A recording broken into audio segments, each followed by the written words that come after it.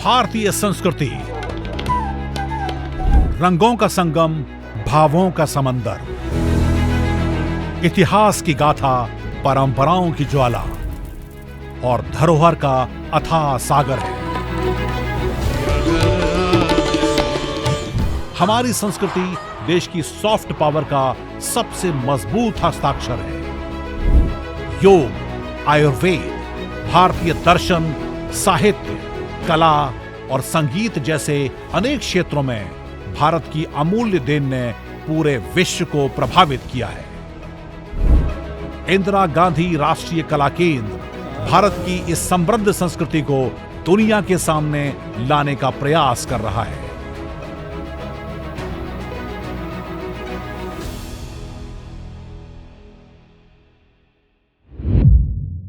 नमस्कार, स्वागत है आप सभी का आईजीएनसी और संस्कृति मंत्रालय की खास पेशकश संस्कृति संवाद में। मैं हूं आपके साथ नमिता सचदेवा।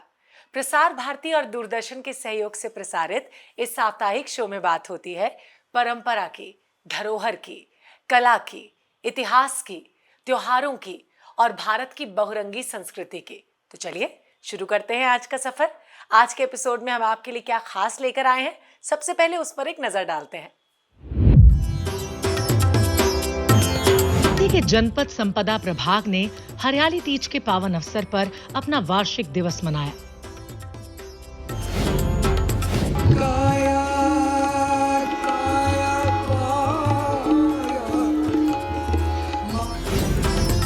काशी के बसैया, काशी के बसैया, काशी के बसैया।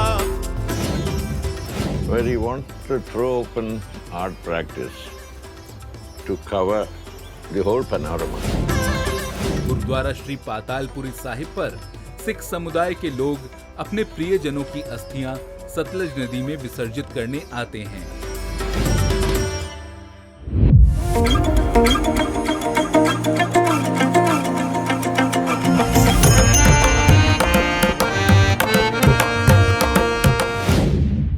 तो ये थी झलकियां। अब बारी है इस सप्ताह की सुर्खियों की। आईजीएनसी कला और संस्कृति प्रेमियों के लिए लगातार चर्चा सत्रों, पेंटिंग प्रदर्शनियों, सेमिनार, नामचीन कलाकारों की प्रस्तुतियों का आयोजन करता है। इस हफ्ते भी आईजीएनसी ने विविध कार्यक्रमों को ऑर्गेनाइज किया। तो आइए देखते हैं कि इस सप्ताह कौन कौन से खास कार्यक्रमों का आयोजन हुआ। पेश है आपके सामने इस सप्ताह की सुर्खियां। आईजीएनसी के जनपद संपदा प्रभाग ने हरियाली तीज के पावन अवसर पर अपना वार्षिक दिवस मनाया। इस अवसर पर हरियाली तीज उत्सव बहुत धूमधाम से मनाया गया। उत्सव में तीज बाजार भी लगाया गया, जिसमें हस्तशिल्प और पारंपरिक वस्त्र उपलब्ध थे। इसके अलावा आईजीएनसी की महिला कर्मचारियों के लिए मेहंदी का स्टॉल भी लगाया गया। इस अवसर पर व्याख्यान का आयोजन भी हुआ, जिसमें पंजाब विश्वविद्यालय की प्रोफेसर शालिना मेहता मुख्य वक्ता थीं। तो इको स्पिरिचुअलिटी एक ऐसा शब्द है जो इस वक्त दुनिया के सब कोने में जगह जगह जहाँ देखिए जो भी कुछ हो रहा है हमारे आसपास, उसको दारोमदार बना के हर व्यक्ति आज किसी न किसी फॉर्म में ये मानने की कोशिश कर रहा है कि हमें फिर से दोबारा से नेचर को, धरती को एक तरह से अपने अंदर समा लेना चाहिए। केंद्र के अध्यक्ष श्री राम बहादुर राय, केंद्र के सदस्य सचिव डॉक्टर सच्चिदानंद जोशी, शिक्षाविद श्रीमती मालविका जोशी, इग्नू की प्रोफेसर सुहास शेटगोवेकर और जनपद संपदा के विभागाध्यक्ष प्रोफेसर के अनिल कुमार ने भी अपने विचार साझा किए। हरियाली तीज जो है हमारे सावन को लेकर के हमारे सभी के लाइफ में हैप्पीनेस, प्रॉस्पेरिटी और एक प्यार भरा संदेश लेकर आते हैं। तो इंदिरा गांधी राष्ट्रीय कला केंद्र अगर कोई रिसर्च स्कॉलर भविष्य में उस पर शोध करेगा तो वो पाएगा कि भारतीय संस्कृति के विभिन्न आयाम पर अगर कोई शोध का संस्थान है तो वो इंदिरा गांधी राष्ट्रीय कला केंद्र है। शिक्षाविद श्रीमती मालविका जोशी ने झूला गीत सुनाकर श्रोताओं को आनंदित कर दिया। बनवारी अरे सांवरिया नारे झूला, धीरे से झूलावो बनवारी। कार्यक्रम के अंतिम चरण में हरियाणा और राजस्थान के लोक कलाकारों ने लोक नृत्य और बीन वादन से दर्शकों को मंत्रमुग्ध कर दिया।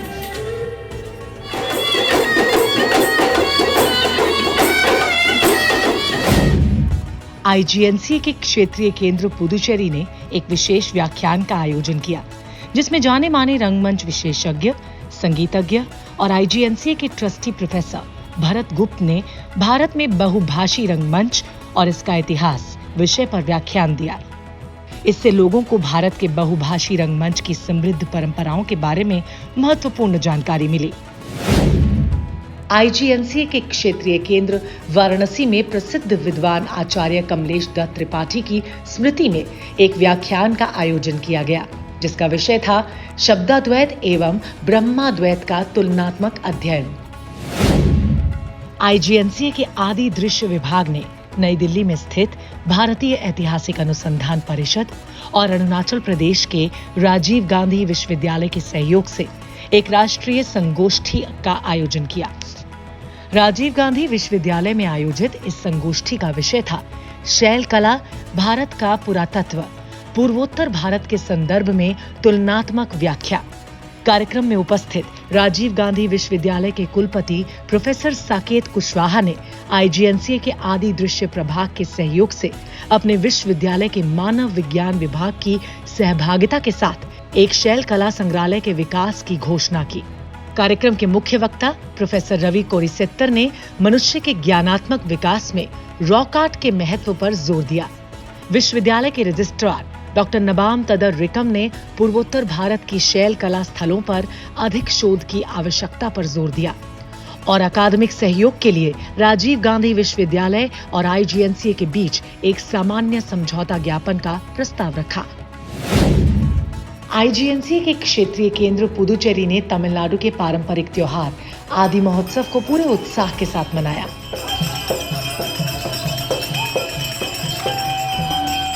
केंद्र ने लोक देवता अय्यनार के इतिहास को दर्शाते हुए एक नुक्कड़ नाटक थेरुकुथु का भी आयोजन किया।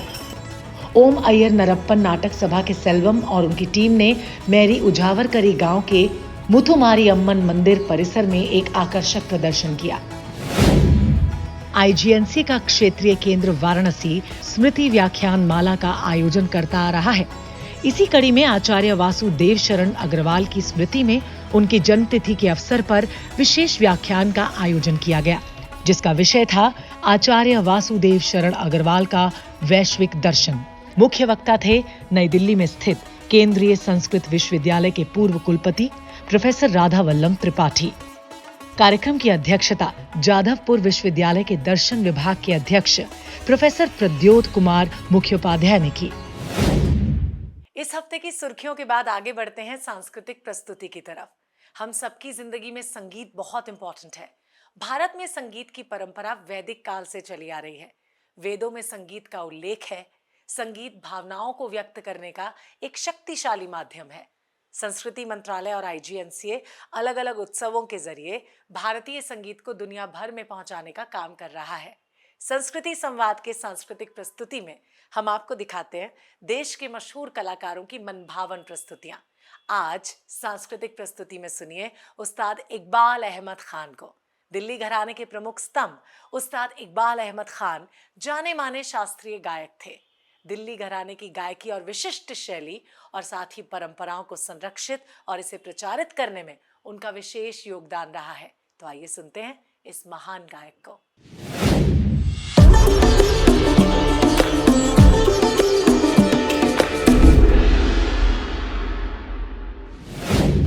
तंत्र न जानू मंत्र न जानू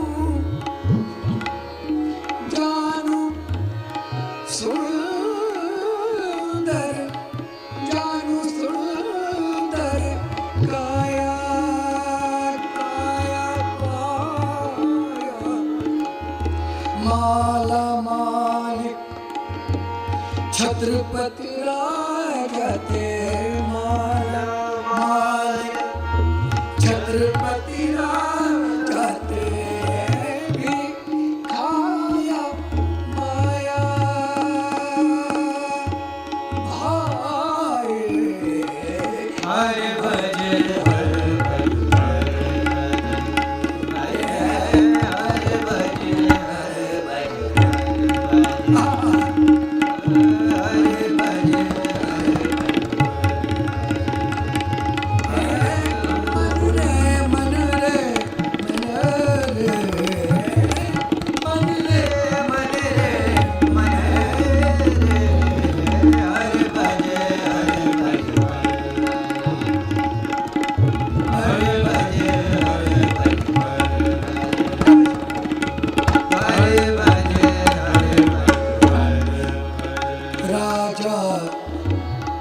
राजा अम्बरीश के कारण राजा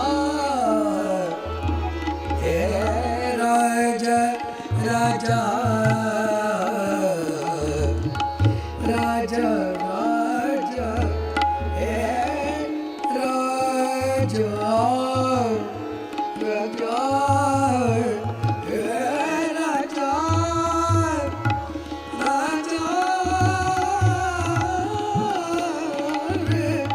राजा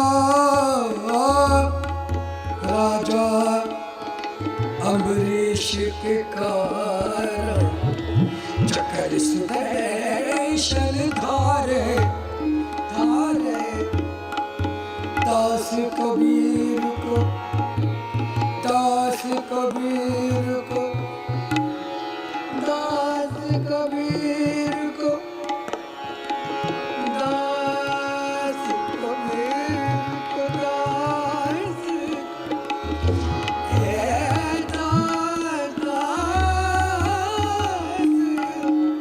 दास कबीर को ठाकुर ऐसे भगत की शरण उबारे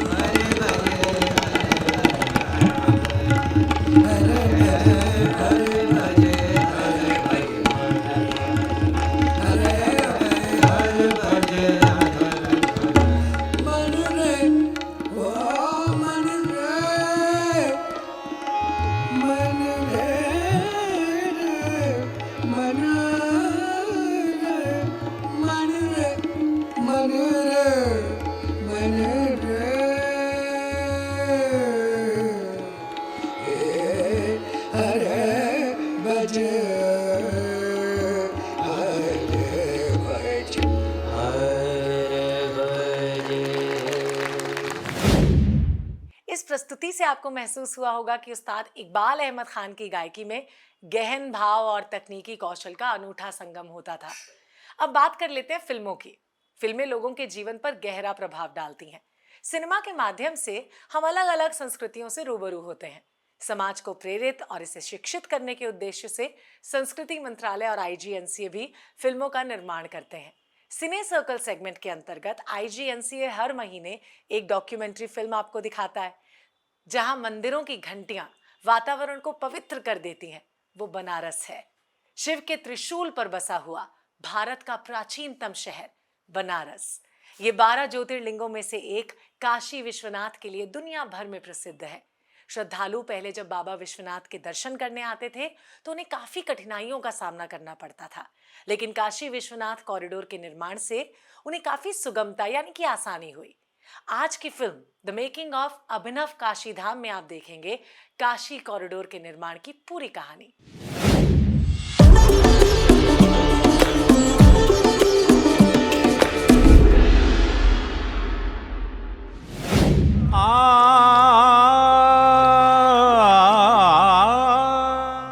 अरे घाट देख रहे हो, ये सब कमाल है हमारे नरेंद्र मोदी जी का।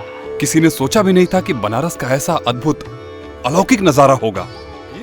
यहाँ जो लोग नाव से आते हैं, पता है नाव आजकल कैसे चलती है? वो CNG गैस। CNG? अरे वाह, इसका मतलब नो पॉल्यूशन। पर मंदिर के आसपास के घरों को कैसे हटाया गया? मुझे याद है जब मैं छोटा था तो मंदिर के आसपास तो बहुत सारे घर हुआ करते थे। मोदी जी हैं तो सब मुमकिन है। और भैया वहाँ जो आसपास में मंदिर थे उनका क्या हुआ? अरे वो वहीं पे हैं और वहीं पर रहेंगे जहाँ वो थे। वो भी हम लोगों के लिए एक टास्क था, उनको बचाना है, उनका सौंदर्यीकरण करना है, रेस्टोरेशन करना है, पूरा उनको आईजीटी मतलब नए मंदिर की तरह बना के देना है। अच्छा, ये सब तो दूसरे मंदिरों का हुआ, जो मुख्य मंदिर था उसका क्या हुआ? मुख्य मंदिर? हाँ मुख्य मंदिर तो सोने से सजा दिया गया है। सोने से? हाँ। अब तो मंदिर वाकई बहुत ज्यादा सुंदर हो गया होगा।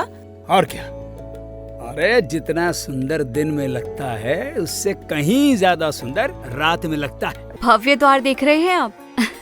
इसका तो विचार ही नहीं किया था। अच्छा, तो ये बना कैसे फिर? मोदी जी की वजह से। वाह। उन्हीं की कल्पना है। उन्होंने सोचा था जब गंगा जी की तरफ से लोग दर्शन करने यहाँ आएंगे ना, तो वे भव्य द्वार से प्रवेश करें ताकि उन्हें भव्यता का एहसास हो। आपको पता है, जितना ध्यान धाम की भव्यता का रखा गया है ना, उतना ही ध्यान धाम की सुविधाओं का भी रखा गया है। जैसे बुजुर्ग लोग, दिव्यांग लोग मंदिर परिसर में कैसे आएंगे जाएंगे, गाड़ियाँ कहाँ खड़ी होंगी, हर बात का ध्यान इस धाम में रखा गया है। इस धाम के कण कण में काशी की परंपरा और महात्म्य की झलक दिखाई देती है। आप लोग जब देखेंगे तो खुद ही समझ जाएंगे। बाबा का रोज सत्कार गंगा जल से होता है। अब तो यहाँ पे सैकड़ों भक्त एक साथ दर्शन पूजन कर लेते होंगे। सैकड़ों नहीं, 25-50 हजार भक्त भी एक साथ आ जाए ना, तो भी कोई दिक्कत नहीं है। जब मोदी जी ने माँ गंगा में डुबकी लगाकर और हाथ में जल ग्रहण करके धाम की सीढ़ी पर पहला कदम रखा था ना, तो वो क्षण देखने लायक था। पूरा देश गर्व से अपना सीना चौड़ा कर रहा था। हजारों वर्षों के बाद बाबा विश्वनाथ और माँ गंगा का मिलन काशी विश्वनाथ धाम के माध्यम से हुआ है। और सचमुच यह क्षेत्र अपने प्राचीन समय में आनंद कानन के रूप में जाना जाता था। आज वो आनंद कानन वहाँ पर मूर्त रूप लिया है। अपने आध्यात्मिक और सांस्कृतिक केंद्रों को और उसका स्वरूप कैसे होना चाहिए और कैसे हमें आगे सजोना है, बाबा विश्वनाथ का ये पावन धाम उसका एक मूर्त रूप है। यहाँ पर साफ सफाई, साज सज्जा सब शानदार। इसी बात पर बाबा विश्वनाथ के दर्शन कर लिए जाएं। काशी के बसैया, काशी के बसैया, काशी के बसैया पर काशी के खेवैया नाथ भंग के छनैया, भंग के छनैया गंग के धरैया तुम भोलेनाथ। अभिनव काशी धाम को देखकर आपका भी मन काशी जाने को करने लगा होगा। चलिए अब आपको मिलवाते हैं पद्म विभूषण कलपत्ती गणपति सुब्रमण्यन से। मूर्ति कला हो या फिर चित्रकला, कलाएं प्राचीन काल से भारतीय सभ्यता का अभिन्न हिस्सा रही हैं। अनेक दिग्गज कलाकारों ने कला को आगे बढ़ाने में अहम भूमिका निभाई है। इन्हीं में से एक हैं प्रसिद्ध मूर्तिकार और चित्रकार पद्म विभूषण कलपत्ती गणपति सुब्रमण्यन। इन्होंने पारंपरिक भारतीय कला रूपों को आधुनिक दृष्टिकोण के साथ संयोजित किया। इनकी कला में परंपरा और नवाचार का अनूठा मेल देखने को मिलता है। इन्होंने लोगों को समाज, धर्म और संस्कृति के विभिन्न पहलुओं पर विचार करने के लिए प्रेरित किया और समाज को सकारात्मक दिशा भी दी। इन्होंने नई पीढ़ी के कलाकारों को अपनी कला और अपने दृष्टिकोण से प्रभावित किया। केजी सुब्रमण्यन तकनीकी कौशल के साथ साथ कला की भावनात्मक अभिव्यक्ति पर भी जोर देते हैं। विशेष साक्षात्कार के इस सेगमेंट में प्रस्तुत है आपके सामने इनसे रोचक बातचीत।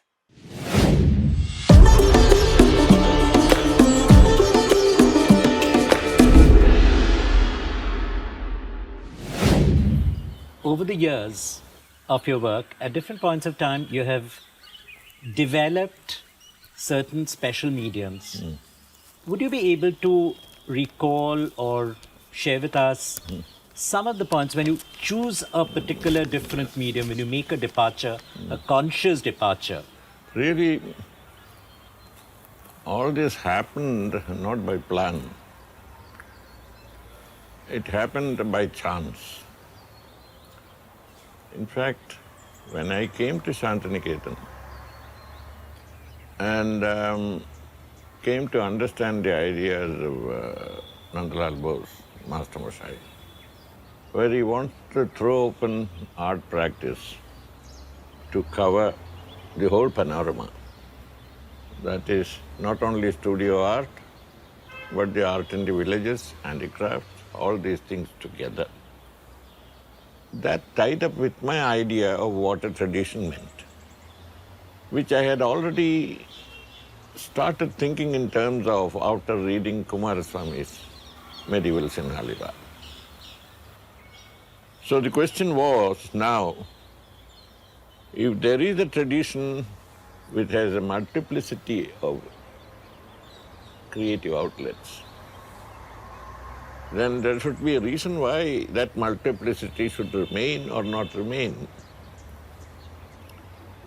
In fact, historically in certain places, people were afraid of multiplicity at a certain time. But in my case, I wanted to know what happens. Why do people do these things differently? Then I found that this multiplicity is like the opening up of different languages of expression. How did I get to work with terracottas, for instance? Well, we had this art fair in Baroda at one time. And for that I made various kinds of things, which are like toys or little figurines and things of that kind with terracotta. And then while handling terracotta, I found the way the early artists of Mohenjo-daro or something handled terracotta with the pressure of the hand or with the mark with the fingers, fingertips and things of that kind was almost non-existent in the sculptor studios. So then when you sort of made a clay flat sort of tablet, and then you put it over a sort of a internal structure, then it looked like a body. Now then I came to know that clay has a language of its own. Now, if you have the kind of the ability to do it, we can bring out the language and it can say. And it happened this way. At that time we had a big flood in Baroda and certain villages were very badly affected. And there were bodies strewn around and we went trying to help people. Then I found these bloated bodies. Then I made a series of studies of bodies like that. So in fact one of those things was quite well known, that's sunrise over Tarsali kind of. That happened that way, naturally. Of course later, when I got a chance to do a big mural, I used the terracotta medium. उम्मीद है कि इस बातचीत से आप महान कलाकार KG Subramaniam से और गहराई से रूबरू हुए होंगे। अब हम आ गए हैं संस्कृति संवाद के आखिरी सेगमेंट में। गांधी जी ने कहा था, भारत की आत्मा गांव में बसती है। उनके इसी विचार का अनुसरण करते हुए भारत सरकार ने देश के हर गांव की कल्चरल मैपिंग करने की परियोजना को शुरू किया। National mission on cultural mapping के अंतर्गत भारत के लगभग 6.5 लाख गांव की कल्चरल मैपिंग की गई। संस्कृति संवाद के मेरा गांव मेरी धरोहर सेगमेंट में आप परिचित होते हैं भारत के किसी गांव और उसकी विशिष्ट कला संस्कृति से। इस बार मेरा गांव मेरी धरोहर में देखिए पंजाब के किरतपुर साहिब गांव को।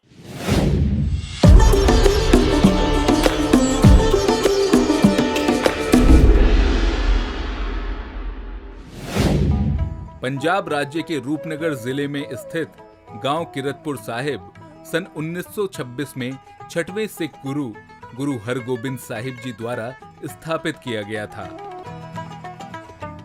गांव में बोली जाने वाली मुख्य भाषा पंजाबी है।